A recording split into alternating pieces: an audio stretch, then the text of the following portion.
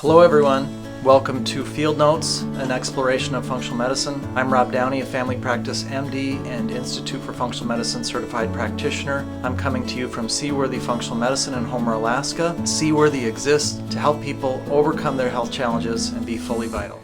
Today we are fortunate enough to be joined by Heather Aardema, a functional medicine certified health coach. Hello, Heather. Hello, hello. Happy to be here. Really appreciate your time today. So Yeah. make sure and add to your bio if there are things that I don't mention, but the thumbnail sketch that emerges for me as I become familiar with your work is that there's this foundation of your work, the Functional Medicine Coaching Academy aspect to your coaching, which we both know packs a lot of punch just because it's a really rigorous curriculum.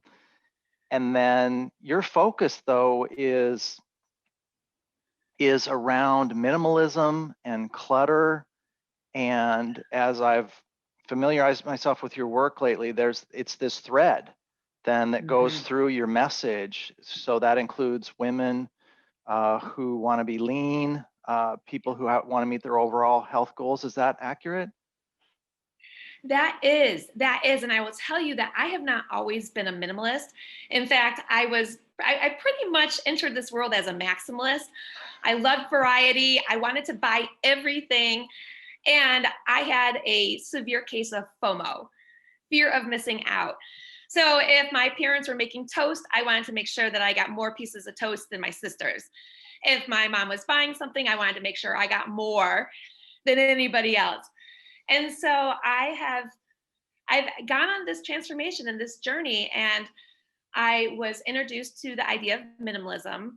And I think it is one of the most beautiful pathways toward intentionality. And it has absolutely lightened my life. Mm. What was your aha moment? Oh my goodness. Well, I have had a couple aha moments throughout my journey. One of my aha moments, I always did what you were supposed to do, right? I'm a pleaser. So I went to college, I got good grades, I lived in South America. In my family, everybody's fluent in another language. So I moved to South America, I learned the language, I got the good job, and I worked my way up, always delivering. And I worked my way up to a place where, as a vice president, I had the best cube in the row. And what that means is I had the cube in an open office setting where I had all the sunlight. And that was something that was important to me because I knew I needed that sunlight. But I felt empty inside. And people would say to me, Heather, you're so lucky. You have a great title. You have a great salary, a very comfortable salary. You should be happy. And the work I was doing was meaningful to my clients, but it wasn't very meaningful to me. And so I looked at my kids, they were productive with their nanny and happy. I looked at my husband. He has this beautiful eye for design and does home improvement, and he creates these masterpieces, and he was fulfilled. And I was going to work every day and thinking, there's got to be more. And this feels really empty. And why are they paying me all this money when I don't feel like I'm doing really anything at all? So that was a pivotal moment. And I knew that I wanted to make a change, but I was scared. But I faced that fear, left my corporate world. I spent 20 years there, and I dove into the beautiful sea of functional medicine and coaching. And I found a program, loved it, and became a coach on the other side. Mm, mm. And where did the minimalism fit in? Was it Marie Kondo or someone like that added that component? I'm sure you get asked this all the time. Yeah. Well, my husband would like to take credit. So he's a true minimalist. And he's my sisters. My sisters are both minimalists, like nationally minimalist. They're like my dad, whereas I'm like my mom, the maximalist. So my husband, he rode his bike across Southeast Asia. It took him a year. He did 20,000 kilometers. He had his bicycle, not motorbike, but bicycle, and his panniers, which had a sleeping bag and a tiny little tent that you pull over your head, but it's not really a tent. And that's all he had for the whole year. And he did a similar thing in Europe and a similar thing in Central America. And he's always said, Heather, things don't make you happy. It's the experiences that make us happy. And I said, wait a second, but for 20 years, I worked in the advertising industry. It was my job to make people feel like their lives were not complete unless they bought my product. And so we had this duality, I guess, where he was living a very simple life and very happy. And I was kind of drinking the Kool-Aid where I was working of, no, like buying feels good. I mean, we know there's a dopamine reaction. We know that there's a chemical cascade. It does feel good initially. But then if you pause and you look around and then all you see is clutter, you're like, oh, maybe that didn't feel so good. And maybe I didn't find my happiness and stuff. So initially, my husband was really trying to impress upon me the idea of minimalism, but I wasn't ready to listen. And it wasn't until I had left corporate and I was creating my own business and I had been the breadwinner. And so I had gone from that kind of typical, comfortable 6-figure salary to $0 my first 10 months. And I will tell you, I forgot that I wasn't making money. And you might think like, how in the world, how do you forget? Well, I did, or I just didn't really want to realize that. So I spent down our savings pretty quickly. We had significant savings. I spent those down. And my husband, we had a heart to heart, and he drew this picture on a piece of paper. And he drew a picture of himself and a stick figure, and then a line like right here. And he's like, I feel like I can barely keep my head above water. And it really, I mean, it was honest. It was kind of brutal, but I was ready for it at that point. And I'm like, wow, I keep buying all these things. And why? What am I looking for in these things? And so that was a huge wake-up call to me. Initially, I really embraced the idea of minimalism because, we didn't have the funds for me to keep shopping the way I'd been shopping. But once I embraced minimalism, it really felt good. And it was empowering. And I thought like, gosh, all these things haven't made me happy. The tangible things, what are other clutter or forms of clutter in my life that aren't making me happy? So I looked at the different types of clutter. So we've got clutter in our kitchens, right? Some of the clutter in our refrigerators that we're feeding ourselves.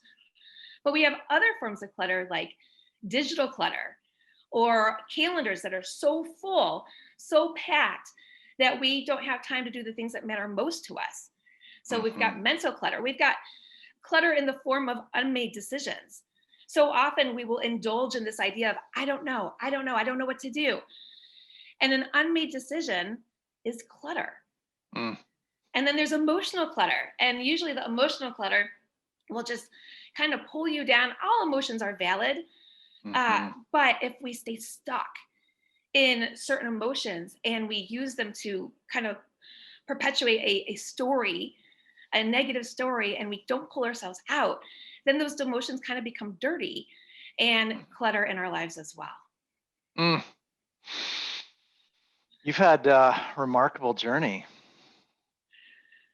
I feel really fortunate. When I first heard the word minimalism, I thought it meant restriction and deprivation. And I thought, I was turned off by it.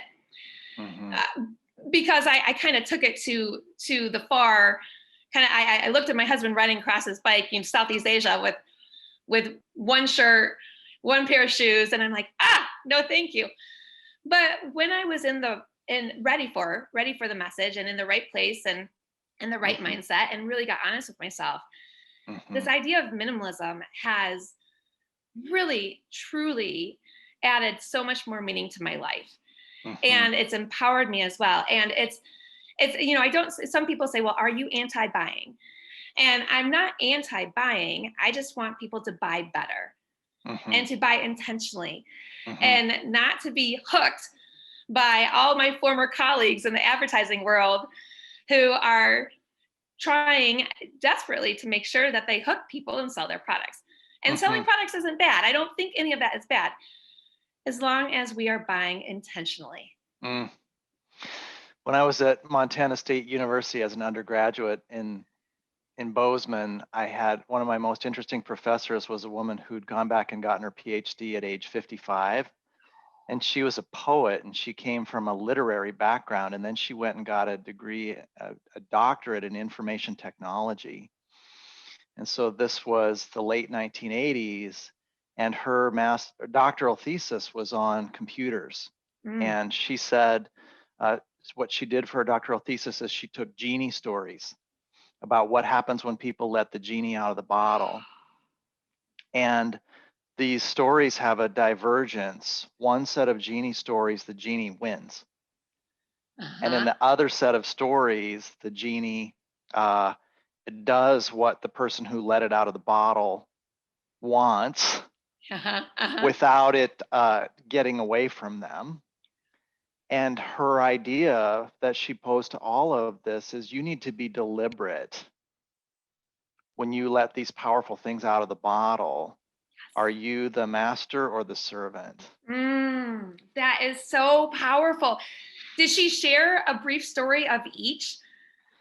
She had, for her doctoral thesis itself, like actual genie stories from their origin places in Persia and elsewhere, right? About like, now in this story, the genie wins. Well, what happened? You know, the person's ego got away from them. And what happened in this story? The person wanted it for the well-being of their community. So they just had the genie create the well, and then they put the genie back. Yes. You know, so once they got what they needed for somebody else, they were able to like break the curse of avarice, right? So it's just incredibly interesting. Well, can you imagine if so when my husband kind of sat me down and said and drew the picture, he had to be vulnerable to do that, right? And thank goodness he did that. But I will tell you, there was a lot of ego inside of me at first, right? Yeah. Thank goodness. Thank goodness I was like, wait a second. I just need to be present. Yeah. And honest right now. Yeah. Well, I just have so much respect for what you're doing, and I want to make sure we talk about how it ties to a lean body mass index or autoimmunity, but briefly, because I think the way you present your ideas is very courageous and transparent. I really feel a sense of accountability to say that people who know me well about my functional medicine journey, it's very similar in that MDs tend to become depleted. And then that depletion can lead to irritability, and that irritability can lead to, for me, what I think in retrospect was a subtle sense of entitlement, like I'm so busy doing this important work, don't trouble me with, educating me about my entitlement, okay? Just, and most folks presume that MDs are kind of, saving lives and doing important work, so they're typically not gonna sort of pin you, as it were, and draw a little stick picture of like, this is what's not working. Now our spouses will, thankfully, and I have a courageous spouse who keeps me wise and, at my best. But I think that the part I want to have you explain to us more today then is when people have this courage to bring this issue to the light of who am I? Do I want this? Is it actually interfering with who I really want to be? This clutter, and then because you used those words of the word that occurs to me is liberation. So freeing. Yes. Yeah, and I also, as we segue then, the part to me then, as I've reduced my clutter, is that I had the same premise that this was living like a monk, and not in a good way, right? A cold, isolated room, excuse me, with a mat and gruel and deprivation and stern and frowny and gray days. just not, it was not joy. And then but whether or not she influenced you, Marie Kondo made me go through my closet and my truck and my workspace, and throws the three sacred zones that I have right now are my office, my truck, and kind of my closet and kitchen. I've been able to go through them, and if I love it, I keep it. And if I don't love it, I let it go. It goes to somebody else, or it's given away, and there is it's the opposite. It's just joy. Oh, I love that kitchen knife. Oh, I'm glad somebody else has that shirt. I never wore it. It just feels really good. It does feel really good, but I think Marie Kondo is brilliant and adorable. And so I've read her book and I've watched her show on Netflix, and I do roll my pants exactly the way she recommends. I'm not there on socks yet. I think the socks feel kind of trapped. Well, anyway, but I do the pants and I do the towels, and roll the towels. I think there's a lot of brilliance where where sometimes I think there can be some additional questions that can help. So Marie Kondo will say, like, does this tangible thing, if you hold it up, does it bring joy? If it brings joy, you keep it. If it doesn't, you release it. The thing is, we create stories with our things. And so, for example, I had created a story that I'm the middle daughter. There are three of us. That I was the best daughter because I opened up my house to all of my mom's artwork and things. And my sisters, the true minimalists, won't. They're like, no, mom, none of your stuff can come in here. But I'm like, oh, but I opened my house up. So, and I'm sentimental. And so all of a sudden I realized, wow, this house isn't even my own. It's kind of like my mom's second house in Colorado. She's got her house in Ohio, and then all of her things in my house in Colorado. And there isn't a problem with that, except for the idea that, am I keeping these things to continue a story? And perhaps it's a story I don't want to tell. And why am I trying to say I'm a better daughter? Like, things are meaningless until we give them meaning. And that's why it's so much easier to go into somebody else's house and declutter for them, because you don't have those stories. So sometimes what I help my clients do is, if it's tangible clutter, all right, so, and if you touch something, then you're going to even be more emotionally involved with it. So the idea is, you really shouldn't touch something. You should just look at it, because the moment you touch, you're like, oh, but, and if you look at department stores, there's a reason why the clothes are all accessible and easy to touch and feel and so forth. So there's some strategy there, some science there. But I say, look at the thing. Does it feel light or heavy? That is my question. Does this thing feel light or heavy? If it feels heavy, then it's a little bit easier to be like, okay, I can release this. I have a second question.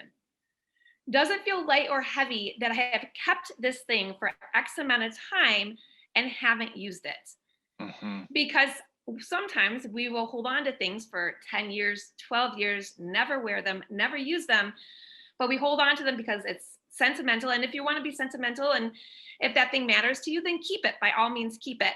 But if you are not liking your reasons for keeping it, or if you're never going to use it or have it in all those years, that question of, does it feel light or heavy that I've had it for this long, or that I'm storing space in my house for it? I think that second question helps provide a little more action, because sometimes we're like, well, I know all the right things to do, but I just still can't do it. So it's that deciding that is sometimes harder than doing. And that second question helps us start to do. Yes. That's great. Thank you so much. Yeah. Decluttering's fun. Who would guess? But I will tell you, the research supports this. Is it okay if I just share briefly? Of course. Okay. So the study is fantastic. So physical clutter can impact our decision making. So there was a study, and they split the participants into two groups. One group worked in a very messy office. One group worked in a really clean office. They were filling out the same forms. They were just filling out forms, nothing too intense. Upon leaving, they asked the participants, thank you so much for filling out the forms. Would you like an apple or a candy bar as our thank you to you? If you worked in the clean office, you were twice as likely to choose the apple. That's so cool. Twice as likely. Yeah. Right? Isn't that cool? It's like, wow, I'm in a clean space. I want to keep making decisions that are healthy Mm-hmm. for me. There's another Mm-hmm. study. So clutter can impact our stress levels. So there was a study. It was ethnographic research. It was done in California. It was a smaller study where they spent time in people's homes. So they had to be dual income earners, 2 or 3 kids, a couple cars, typical stressors like mortgage and so forth. And when I say ethnographic research, the people who were doing the studies, they spent time in their homes, observing them, asking questions, listening to the language that the homeowners were using. And what was fascinating is that women in homes that they described as not finished, cluttered, and kind of terms like that, Mm-hmm. had much higher levels of cortisol, the stress hormone cortisol, compared to women who describe their homes as serene and calm and happy. Mm. And so we know, I mean, but they did saliva samples, and so we know what was happening physiologically when Mm-hmm. people were looking around at their surroundings, at their environment, and do they like it or not? Does it bother them or not? And Mm-hmm. so we know there's that impact as well.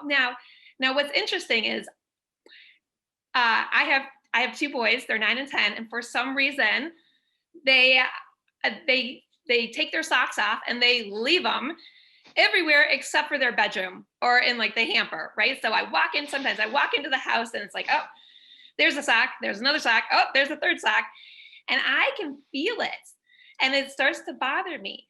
Now my husband doesn't feel it as much. I have a feeling there's kind of societal implications. So the responsibility of the home looking nice for decades and decades was more of the female's role than the male. That might be that may have been changing, but really it's kind of through the eye, like however you're seeing it. If you see it as more of your responsibility, then you may feel more stressed when you see the clutter. And when I Mm. see clutter, I will tell you, if I walk into the house and there's socks everywhere, I want to go into the kitchen and pull out some chips and eat those chips and just be like, ah. But if I walk into the house and it's nice and clean, I'm like, Mm-hmm. oh, maybe I'll go Mm-hmm. grab my dog and go do a couple miles and walk with her. And so Mm-hmm. that clutter really can impact our decision making, and and it can also impact our coping as well. Mm-hmm. Mm-hmm. Well, this is great. This is great. It reminds me of some things that I got to learn 2 weeks ago from Mark David. So I didn't know as much about him as my wife did. Another example of how fortunate we are when we have wonderful spouses, right? So, Yes. so she had heard him talk about the psychology of eating for years, and he was in on the ground floor with Jeff Bland and Mm. a bunch of those folks. Uh, he quipped that he knew Mark Hyman before he was Mark Hyman, and and like so many of the thought leaders you and I get to be influenced by, just a wonderful, kind, big-hearted man who, if I didn't know he was a luminary, it would just feel like this is just such a cool person with such great ideas. And he mentioned these very, very similar themes of being aware of what we eat, the space we're in when we eat, and he invoked this as this unduly explored dimension of being lean, which Mm. was simply being present with food, not thinking of food as an enemy, why people would think of food as an enemy, why if they thought of food as an enemy, then they would quickly rush through their food to Mm-hmm. avoid contact with the enemy, et cetera. And so I love what you're saying, because it seems to me another way to think of functional medicine is that the most important ideas resurface over and over again. And so you mention it, Mark David mentions it in the functional medicine training. It's the cortisol and the adrenals and the midbrain. It keeps popping up again and again, that as people, and I love it that the root of this is compassion. People accept themselves. Radical acceptance of what is what my friend from Montana called it, wonderful man. Hmm. And sort of, being present It's everything. It really is everything. But we live in the society that is go, go, go, go. And it's designed for you to have FOMO, the fear of missing out. And one of the things that really helps my clients is when they embrace the term JOMO. Have you heard that one before? Well, I know the punchline because I learned from you already. It's the joy of missing out, right? Yes, right. Like that is a choice. It's a choice. And I came across this book by Greg McKeown maybe 2 years ago called Essentialism. Have you read this Mhm. book? No. Oh, so powerful. And I think I highlighted more than I didn't highlight. It was really, really powerful. But what he says in his book is that, listen, we are going to have a lot of really good opportunities come our way as human beings, like lots of opportunities and options. If we say yes to all of those good opportunities, we have to say no to the great ones. We have Mm, to say no to the very few great ones that come our way because we are mm, so spread thin with mhm, bursting calendars, with mm, bursting credit card bills, I mean, we are so spread thin because of all of this pressure not to keep up with the neighbor. It's no longer the keeping up with the neighbor anymore because typically we live in neighborhoods that basically we're on par with our neighbors in terms of what we're making and so forth. But now we are trying to keep up with Hollywood because mm, Hollywood is in our living room every single night. And mm, so it's like, oh, you don't have the Lamborghini or the Rolls Royce? Oh my gosh, my life is less because I don't have that and I need to have that. And now I have FOMO. And so when Greg McKeown, when I read his book about essentialism and what's really essential and what makes us happy, and can you take that FOMO and can you flip it to JOMO, the joy of missing out? And so for me, with food, I used to have a pretty typical standard American diet, and I have a number of autoimmune conditions. And I first decided, well, maybe I could play with my diet. And mhm, I did ask my rheumatologist at the time, I said, what are your opinions? Like, are there certain foods I should take out or not? And she was pretty dismissive. And I don't think it was really her fault, but she really was like, don't just get on the methotrexate or just get on the Plaquenil or whatever drug. mhm, And I thought, I really want to be curious about this. This really feels important to me. mhm, And got curious about it. And I am so fortunate that my body has responded really well to diet and lifestyle changes that I'm not on anything for any of those autoimmune conditions.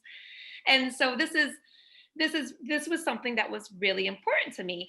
And had I not cleared space in my calendar to learn about food or to go to the Functional Medicine Coaching Academy and to take in even more really good ideas about not only food, but environment and lifestyle, if I had not done that, then I would be in a very different place and state right now. I'm positive. mhm, So it's really thinking through what matters most to you and then going all in on that mm, and not feeling guilt that you mhm, can't do it all. mm. So it's just, it's so good. I It's think so so good. too. Well, I see it in my practice and I see it in myself. I've noticed that many, not all, but a huge theme in functional medicine is many of us who want it shared, who want it expanded, have benefited personally. And I think that drives part of our feeling like this is really important, that if people want it, hmm they know about it. hmm It's certainly how I ended up with a podcast and a different way of working. And today's your story, not mine per se, but really similar risks around this burning feeling that I know about functional medicine. And so for me to be the person in town that prescribes antibiotics for pneumonia doesn't make sense because we have we have 40 or 50 people in my part of the Kenai Peninsula who can prescribe antibiotics for pneumonia. We don't need a 51st, it matters, Yeah. but we need more people who can have people's immune system be less predisposed to crumpling in the face of bacterial assault because their native immunity is enhanced, because they're at peace, because they address the dilutional problem of their clutter so that the really precious things could breathe and they could be relaxed enough to see the precious things and embrace them. Yes. It's Yes. big. It's so big. Well, and what really drew me to functional medicine, and if, I'm not a doctor, but just to the overall thinking, is that one question of why is this happening, instead of, oh, this is happening, let me prescribe. It's like, wait, no, pause, time out. Mm-hmm. This is Mm-hmm. important. This is important for us to figure out why. Mm-hmm. And so that question, I mean, that had me when I'm like, oh, root cause resolution. Oh yeah. And then I flipped it. I'm like, how can we get to the root of our well-being? And so that's where more the intentionality comes back to play, because it's like, what makes us happy and energetic and fills us with joy and where we feel truly alive. I don't drink caffeine, and I'm 46, and people are like, how do you have so much energy? And I'm like, this sounds so corny, I know, but I really am high on life. I felt empty for a number of years, not my whole career. And my career overall, I'll tell you, if I were to give it a grade, I'd give it a B. I was pretty lucky. Traveled the world, did some really cool, fun things. But I wanted an A. I'm like, gosh, I have this one life. It's so precious. I need an A. And I want my kids, I wanted them to see what it took to go after something that really mattered to you and to be passionate about it, regardless of whether you're successful or not. Yeah. It was really important to me because of that irritability that my kids witnessed, that I changed to a functional medicine only practice. That was the big risk that I took. Yeah. And I said to the hospital that I worked for, I just said, this is where I'm going. I'm at the tipping point.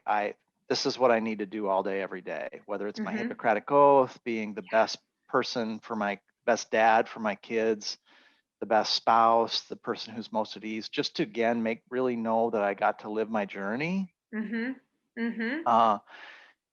again, to not have the the burnout implications for family practice MDs are intimidating. There are, it's terrifying, frankly. They don't live as long. And so then it was scary. Yeah. And then on the other side of that, the part that was surprising to me was that, again, I think it's important that if we've had a life experience that, like, the tagline is corny, but the reality is profound, it felt like the universe wanted me to do it.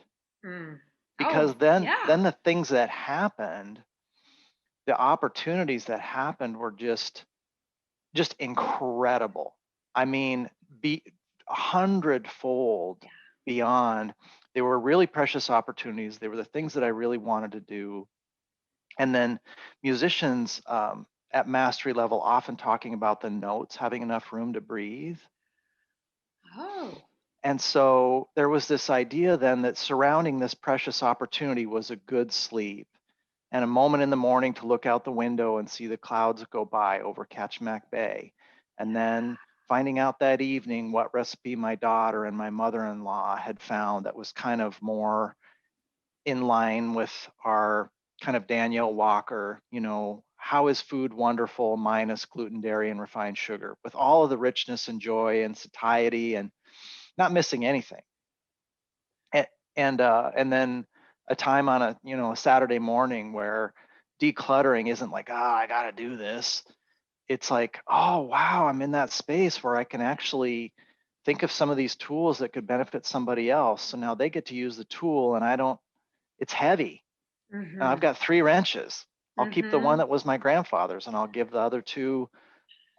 There's just a character to the process. And it's what I find that my patients who are in pre-contemplation of change, they've already projected forward to this won't work. Because I think what they're doing is they're presuming that their new state of being is going to have the same character as their current state of overwhelm. So what do you do for them when they tell you, like, Heather, I'm stuck, right? Right. Well, so I do exactly what you just talked about. And frankly, I love that you talked about the orchestra or the music and having space to breathe. So in the minimalism world, we call this margin, or we call it white space. And it's a design term, architecture term, where it's the quiet between all of the chaos and the quiet between all of the busy, even on, on a page. You have on one sheet of paper or on a website, is there tons of stuff trying to get your attention and you don't know where to look?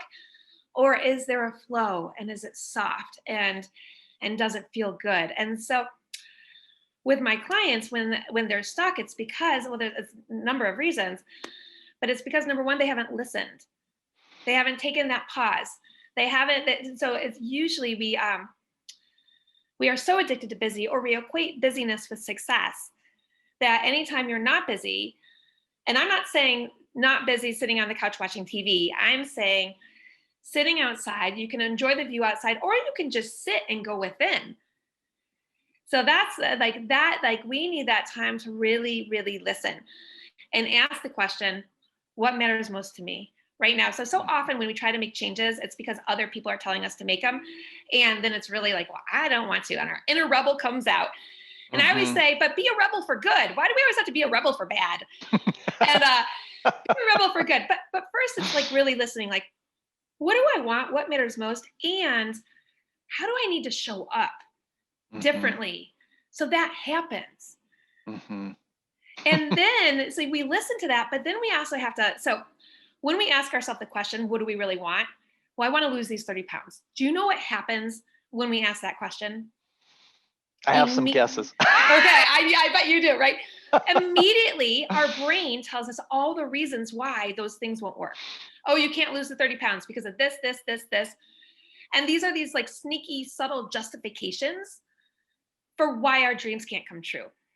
Now, typically what will happen is people will subconsciously like, well, I want this goal, but they will never really believe they can go after it because they don't address those justifications. They don't create another strategy. So for example, usually we've got option A and option B. Option A is option autopilot. Keep doing what you're doing. Status quo. Option B, I like to call it, is all about who you want to become. What do you want life to be like? So you've got option A, option B, but if option A is still on the table, option autopilot, option B will never happen. You have to let go of option A. You have to let go of certain behaviors, certain beliefs, so that you can show up in this new, lighter way. So letting go is huge. It's so huge. And then you have to learn, you have to look at your data. Don't take it personally. So if you get on the scale, there's a number there. It doesn't have to mean that you're not worthy, that this, and that. Those are stories we told ourselves in the past. Instead, get on that scale and say, okay, that's some data. Oh, I love this scale. It gives me data. I'm grateful for the scale, because sometimes we don't trust ourselves and the scale can help us get there. So the scale doesn't have to be a bad thing. We can actually, if we can embrace the scale, it can be a very good thing. It's just an input. And then you can say, thank you, body, for doing the best you can with the inputs I've been giving you. And now I'm going to give you better inputs. Right? How great is that? Like, now I'm going to give you some better inputs than I've been giving you before. Thank you, body, for having my back this whole time. And now I'm going to treat you better. And you keep doing that. And then once you do that, you figure out how to love yourself. And if you can't love yourself, you figure out how to love your efforts. And when you learn how to love your efforts, then you can start to love yourself. It becomes easier. And you keep kind of going up like that. And then all of a sudden you're living light. Life doesn't feel heavy anymore. It doesn't feel complicated. Things are so much more simple. Well, we should linger longer. That Another part, L. what you just said, we should just stop. And that's very distilled. Yeah, I love your L. We gotta put the word linger in there, right? We've got listen. We have, what do we have? Listen and learn, love, live light, linger. There's an L I'm missing somewhere. But yeah, you just gave me another L. I love it. Today's L Let day. go. Yes. There we go. There we go. We've got them all now. Yep. That's great. Yeah. So you've got a program that people can do. I checked out your website and I can attest to it embodying what you're describing. Things have room to breathe. So your website and the look of it embodies to me what you're describing. And then seeing how you talk to people, I saw some of your sessions. I saw you kind of thanking everybody who was showing up on your Facebook site, and you were in the now as they were popping in and out and showing up. And so people can, you have like a class people can do. Tell us a little bit about how Yeah. people access Root of Wellbeing and what kinds of resources are there. Sure. So if you go to my website, which is Root of Wellbeing, and it definitely was influenced by functional medicine and root cause resolution and the modifiable lifestyle factors and all of that. But my website is Root of Wellbeing, and on that website is a free course. It's under 20 minutes, so it's 3 videos over a couple days, and it was very intentional. I'm a talker, and I enjoy processing out loud and so forth. But I also am really intentional with what I want to give, and I never would want my material to clutter up somebody else's inbox. And so it's 3 keys to living light, 3 simple ideas that you can embrace right away. It comes with a workbook. So there are those who really like to put pen to paper and get even more value out of a course. And life it doesn't have to be so heavy. And it is part of our biology for life to be heavy. I mean, we know, eons and eons ago, we were always on the lookout for things to go wrong. And we wanted to make sure that, we had our clans and our community. Otherwise, things could go south really fast. But so I don't blame people for kind of going negative, going there. But things don't have to be complicated. We can take the simple route. We can take the light route. And when we do that, we find peace and exhilaration and freedom and liberation. And it's so powerful when we decide to do this. And so, yes, there's the course on my website. My social media, same, Root of Wellbeing on Instagram and Facebook. And then I also work with people one-on-one. I have some small group coaching sessions. I've got a Live Light Method course. I've got all of that, and it's all available on my website. Thank you. I want to make sure then we have just a few minutes left, and I think one really good thing that might help our audience, and I always want to thank our audience for joining us and taking some time to learn and think and reflect. So what I've been so struck by, I may be getting the name wrong, but I think it's Robert Sapolsky is an animal physiologist in California. And I think his book on the physiology of animals and distress is like 450 pages. It's Zebras Don't Get Ulcers. Oh, I haven't read it, but I have that book. Yes. So the thing that I find makes it both more sort of gritty and real for my patients and for me is this idea that the zebras on the Serengeti actually are in the midst of life-threatening circumstances 24/7. Because so many of my patients say to me, well, of course I could be light if I wasn't a single parent of 3 children with financial distress and these various instabilities. And and at the same time, we have examples of political prisoners who can stay light, or prisoners of war who can stay light when they're in the worst imaginable circumstances of any of us ever could be in, short of dying.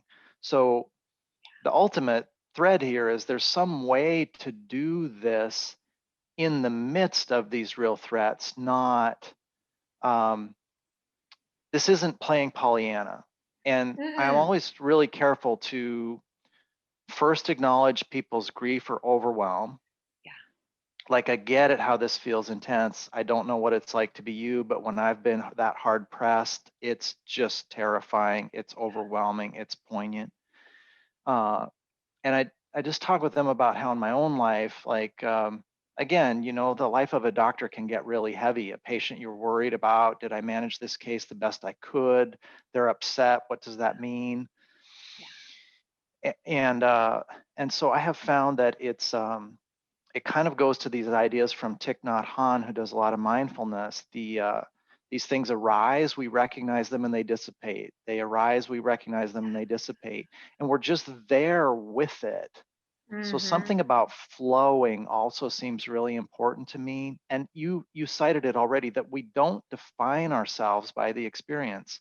Okay, there's that intensity of caring about that patient. I feel it, it arises, it dissipates, but we don't sort of drag it around maybe. Well, it dissipates because you acknowledge it and you don't resist it. So here's the thing, life is 50-50 for everybody, regardless of your circumstance. Sometimes people are like, I'll be happy when I'm thin. No, because we know there are a lot of miserable, skinny people out there. Or I'll be happy when I'm rich. No, we know that there are miserable, rich people out there. It's all about the journey. So, whoever you are, life is going to be 50-50. When you try to resist the grief or the sadness, a loved one has died, and you try and numb yourself out or resist that, that's when we have problems. That's when we put on the weight. If we allow that emotion to come in and to face it and to kind of revel in that emotion, then it dissipates, and then it doesn't get lodged in us. But it's when we resist that life becomes so heavy. And Mhm. so I always say to my clients, no, no, no, like, we are finding our happiness now. And you're right, it's not Pollyanna happy. I'm a happy person, but it's not Pollyanna happy. Mhm. It is acknowledging, yes, there's Mhm. good and there's bad, and we're going to experience it all. Mhm. And we are going to Mhm. be really present, Mhm. and we're Mhm. going to grow. We're going to lean in to all of it, because that's why we're here. I think Mhm. that's why Mhm. we're here. Yeah. Yeah. Well, I think our birthright is vitality and resilience, and so another podcast we could explore the physiology of why the body drifts to lean as the cortisol levels drop, or why the autoimmunity auto resolves because the root causes aren't driving it any longer. I think it's more important today to add to your point, because it's so important, sort of underscore, highlight it. I had the good fortune to get to send a woman to a Mayo Clinic pain program. Okay. Um, and at the time, one of the brilliant things they did at the program was this 30-day intensive included unconditional positivity. And so every day, when all these people that have come from all over the country to resolve their pain, stop their medications, and just sort of, just pop to the surface of life, Yes. they all Yes. had this condition of showing up in the morning until they went to sleep at night, that they were all unconditionally positive. And this was a proactive definition of their relationship to these issues, not an after the fact, let's reframe this. Mm. And when she said that and told me how well she was doing, Mm-hmm. uh, I just felt like I can relate to that when I Yes. show up to the office or with my family or for the day Yeah. in this state of unconditional positivity. It changes the dimensions of the relationship. Everybody feels it. Yeah. Everybody feels it. And our bodies are just exuding so many messages. And Hmm. you're right, it changes everything. And then it changes the dynamics of relationship. But we go back again to that stick figure with the what my husband drew like this. I If I had not been receptive, Hmm. it would have caused a lot of heaviness, more Hmm. heaviness between us. Hmm. Thank goodness my husband was Hmm. patient and kind and wise, and he knew I would figure it out. But yes, like, it's, yeah, that's the way. Yeah, we can feel that energy. Oh, for sure. Well, thank you so much for sharing your wisdom and insight today. It's really been a blast, and I just think it's going to be of great benefit to many people. Thank you. I've had so much fun too. Thank you so much for inviting me and sharing this space with me. Have a great day. Seaworthy exists for people to overcome their health challenges and be fully vital. Please consider subscribing, giving us a 5-star review if we've earned it, and going to our website podcast tab for any questions or comments you'd like to share with us. Thanks.